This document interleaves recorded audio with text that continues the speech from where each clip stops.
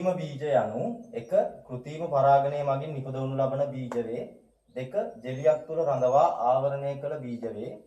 තුන ජෙලියක් තුල රඳවා ආවරණය කළ යුක්තාණුක කලල වේ. හතර ජෙලියක් තුල රඳවා ආවරණය කළ දෛහික කලල වේ. පහ විද්‍යාගාර තත්ත්වය යටතේ නිපද වූ බීජ වේ. මේකෙදි කෘත්‍රිම බීජ ගැන අහන්නේ. එතකොට මෙතනදී අපි දැනගන්න ඕනේ කෘත්‍රිම බීජ කියලා කිව්වම එහෙනම් ස්වභාවික බීජ කියන එක තියනවා වෙනම. කෘත්‍රිම බීජ ඒකට විරුද්ධ වෙනවා ස්වභාවික බීජ. අපි දන්නවා ස්වභාවික බීජ කියන්නේ ශාකවල ලිංගික ප්‍රජනනය සිදු කරන ව්‍යුහ. එහෙනම් මේ අපි ලිංගික ප්‍රචාරණය කරගන්න ශාකවල මේ බීජ භාවිතා කරනවා. ඒවා ස්වභාවික බීජ. එතකොට අපි දන්නවා මේ බීජය හදන්න පාර්ශව දෙකක් මැදිහත් වෙනවා. මව් පාර්ශවය ඊට පස්සේ පීතෘ පාර්ශවය. එතකොට මේ පාර්ශව දෙකෙන් ආපු ජාන මේ බීජය තුල අඩංගු වෙනවා. එහෙනම් මේ අලුතෙන් හටගන්න ශාක මව් ශාකයට සමාන වෙන්නේ නැහැ. 100%ක්ම සමාන වෙන්නේ නැහැ. එතකොට මේ බීජ මගින් වෙනස් ලක්ෂණ තියෙන પરම්පරාව තමයි ඇති වෙන්නේ. එතකොට 100%ක්ම මව් ශාකයට සමානකම් පෙන්වන්නේ නැහැ. එතකොට ඒක ස්වභාවික බීජ. අපි ස්වභාවික බීජ කිව්වම අපි දන්නවා අපිට එදිනෙදා හම්බ වෙන බීජ. එහෙනම් කෘත්‍රිම බීජ කියන්නේ මේකට විරුද්ධ දෙයක්. ස්වභාවික බීජ කියන එකට විරුද්ධ දෙයක්. කෘත්‍රිම බීජ කියන එක ලිංගික ප්‍රචාරණ ව්‍යුහයක් නෙවෙයි. එතකොට මේක වර්ධක ප්‍රචාරණ අවස්ථාවක්. ලිංගික ප්‍රචාරණ අවස්ථාවක් නෙවෙයි වර්ධක ප්‍රචාරණ අවස්ථාවක්. එහෙනම් මේ කෘත්‍රිම බීජ කියලා කියන්නේ ශාකවල වර්ධක ප්‍රචාරණය සිද්ධ කරගන්න පුළුවන් ව්‍යුහ අපි අරගෙන ඒක විද්‍යාගාරය ඇතුලේ ගුණනය කිරීමකට ලක් කරලා ඊට පස්සේ මේක අපි භාවිතා කරන්න පහසු වෙන විදිහට අපි හදාගන්න එක තමයි බීජ විදිහට හදාගන්න එක තමයි මේ ක්‍රියාවලිය. කෘත්‍රිම බීජ හදන ක්‍රියාවලිය. එතකොට මේවා ගොඩක් වෙලාවට ජෙලි තුල රඳවන කතාව හරි. දැන් මෙතන දෙවෙනි පිළිතුරෙත් කිව්වා ජෙලියක් තුල රඳවනවා කියලා, තුන්වෙනි එකෙත් කිව්වා, හතරවෙනි එකෙත් කිව්වා ජෙලි කතාවක්.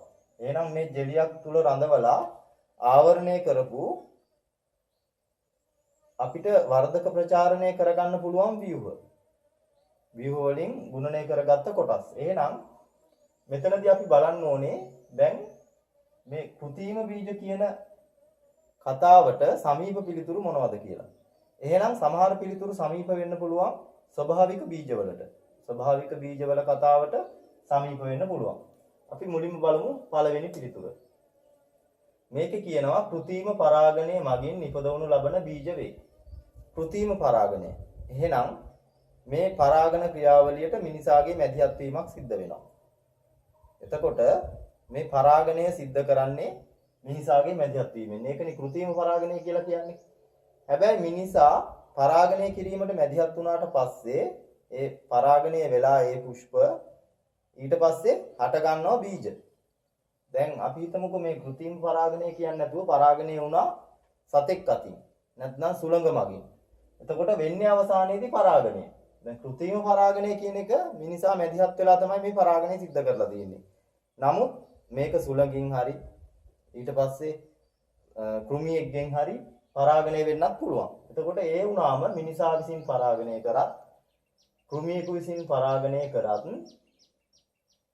ඊට පස්සේ පරාගණය සිද්ධ වෙනවනේ. පරාගණය සිද්ධ වෙලා හැදෙන්නේ බීජ ස්වභාවික බීජ. පරාගණයෙන් පස්සේ හැදෙන බීජ ස්වභාවික බීජ. ඒක ලිංගික ප්‍රජනන අවස්ථාව.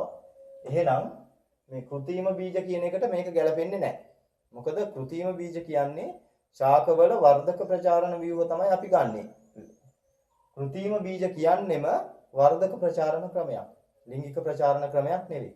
එහෙනම් මේ පරාගණය කියන්නේ ලිංගික ප්‍රචාරණයේ අවස්ථාවක්. එහෙනම් පළවෙනි පිළිතුර අපිට ගන්න බෑ.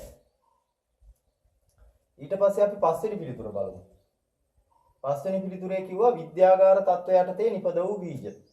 අපි කල්පනා කරලා බැලුවොත් කොහොමද විද්‍යාගාර තත්ත්වය යටතේ හදන්නේ? බීජ. අපි හිතමු විද්‍යාගාරය ඇතුලේ අපි ආලෝකය පාලනය කරලා ජලය ප්‍රශස්ත මට්ටමින් ලබා දීලා පෝෂක ලබා දීලා අපි විද්‍යාගාර තත්ත්වය යටතේ වගාවක් පවත්වාගෙන ගිහිල්ලා ඒකෙන් බීජ ගන්නවා. එතකොට අපිට ඒවට කියන්න පුළුවන් විද්‍යාගාර තත්ත්වය යටතේ නිපද වූ බීජ. එතකොට අන්න එහෙම බීජ ඒ ස්වභාවික බීජ. විද්‍යාගාර තත්ත්වයට යටතේ නිපද වූ බීජ කියන්නේ එතකොට අපි ඔය කියන මං කියපු විදිහට නිපදුවා නම් ඒක ස්වභාවික බීජ. ස්වභාවිකව පරාගණය වෙලා හැදෙන බීජ. එහෙනම් පහත් ගන්න බෑ. එතකොට ඒක ස්වභාවික බීජ. ඊට පස්සේ දෙවෙනි පිළිතුරක් බලමු. ජෙලියක් තුල රඳවා ආවරණය කළ බීජ වේ. මේක කියන්නේ බීජ. ශාක වලින් ගත්ත බීජ ජෙලි වල ආවරණය කරලා හදලා තියෙන්නේ. එහෙනම් ඒත් ස්වභාවික බීජනේ. එහෙනම් ඒකත් අපිට ගන්න බෑ. ඊට පස්සේ තුන්වෙනි එකෙන් කියනවා ජෙලියක් තුල රඳවා ආවරණය කළ යුක්තාණුවක කලල වේ. අපි දන්නවා යුක්තාණුවක් කියන්නේ සංශ්ලේෂණය වෙලා ඉවරයි. එහෙනම් මේ පරාගණය කියන එක වෙලා ඉවරයි. එහෙනම් මේ ජෙලියක් තුල රැඳෙව්වට දැන් මේ පරාගණය වෙලා තියෙන කලලයක්. පරාගණය වෙලා තියෙන්නේ. එහෙනම් මේක යුක්තාණුක කලලයක්නේ. එහෙනම් මේක ලිංගික ප්‍රචාරණ අවස්ථාවක්. වර්ධක ප්‍රචාරණ අවස්ථාවක් නෙවෙයි. එහෙනම් තුන්වෙනි පිළිතුරත් අපිට ඉවත් කරන්න පුළුවන්. හතර කියනවා ජෙලියක් තුල රඳවා ආවරණය කළ දෛහික කලල වේ. එතකොට හරි මේක ජෙලි තුල ආවරණය කරලා තියෙන එක හරි. එතකොට දැන් පිළිතුරු අපි හතරක් ඉවත් කරගත්තා. අපි දන්නවා දැන් එතකොට කොහොමත් පිළිතුර මේක ඉතුරු වෙලා තියෙන එක. අපි ස්වභාවික බීජ, කෘත්‍රිම බීජ කියන මේ දෙකම ගැන තියෙන අවබෝධය පාවිච්චි කරලා අපි මේ පිළිතුර ඉවත් කරගෙන ගිහලා එකක් ඉතුරු වුණා. එතකොට ජෙලියක් තුල රඳවා ආවරණය කළ දෛහික කලල වේ. මේක තමයි පිළිතුර විදිහට අපිට ගන්න වෙන්නේ. එතකොට මේ ශාකයක වර්ධක ප්‍රචාරණය කරන්න පුළුවන් ව්‍යුහ අරගෙන මේවා අපි අදාළ වගා භූමියට එහෙම නැත්නම් ඒ කෘෂිකාර්මික ඉඩමට ගෙනියන්න පහසු වෙන විදිහට සලස්වලා මේ ජෙලි තුල ආවරණය කරලා මේ විදිහට අපි බීජ හදා ගන්නවා. එතකොට මේවා හිටවන්නේ අනිත් බීජ හිටවන විදිහටම තමයි. ඊට පස්සේ මේකෙන් අලුත් වගාවක් පටන් ගන්නවා. මේ හරහා ගොඩක් දේවල් වෙනවා. මේ කෘත්‍රිම බීජ මගින් බීජ සුප්තතාවය කියන එක හොඳටම අඩු කරලා තියෙනවා. ඒ කියන්නේ පරෝහණය වෙන ප්‍රතිශතය ඉතාමත්ම වැඩි. මේ විදිහට අපි හදාගන්නේ. ඊට පස්සේ අපි දන්නවා බීජ කියන්නේ ගොඩක් වෙලාවට වගාවක බීජ අපි ආහාරයට ගන්න කොටස්.